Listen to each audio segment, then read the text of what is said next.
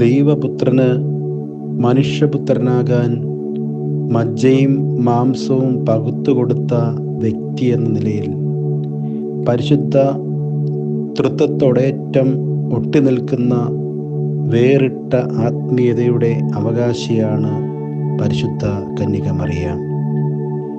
പരിശുദ്ധന്മാരുടെ രാജ്ഞി എന്ന് വിളിക്കപ്പെടുന്ന വിശുദ്ധ കന്യക മറിയാം എല്ലാ പരിശുദ്ധന്മാരിൽ നിന്നും ശുദ്ധിമതികളിൽ നിന്നും കൊടുമുടിയോളം ഉയർന്നിൽക്കുന്നവളാണ്. ആ അമ്മയെ ആദരിക്കുന്നതും ബഹുമാനിക്കുന്നതും ആ അമ്മ സമ്മാനിച്ച ശരീരത്തോടുകൂടി നിലകൊള്ളുന്ന പുത്രൻ തമ്പുരാനുള്ള ആദരവാണ്.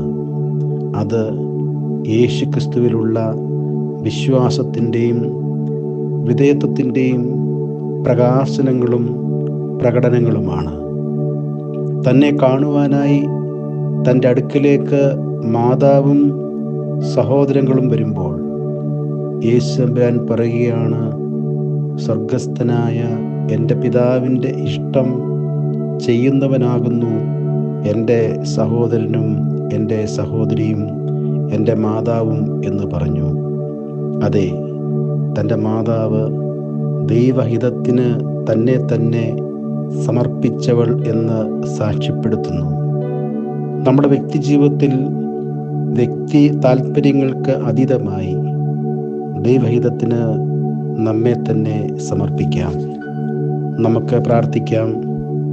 മർത്തമറിയം ലോക ഇമ്പങ്ങളെ ഒക്കെയും വെടിഞ്ഞ് ദൈവഹിതത്തിന് തന്നെ തന്നെ സമർപ്പിച്ച് വിശുദ്ധിയിൽ ജീവിച്ച് സർവ നന്മകളാലും അലങ്കരിക്കപ്പെട്ടതിനാൽ അവൾ ദൈവത്തിൻ്റെ മാതാവായി തീരുവാൻ തിരഞ്ഞെടുത്തതുപോലെ കർത്താവേ, ഞങ്ങളും ലോക ഇമ്പങ്ങളെ വെടിഞ്ഞ് നിനക്ക് വസിപ്പാൻ തക്ക ആലയങ്ങളായി ഞങ്ങളെ രൂപാന്തരപ്പെടുത്തണമേ.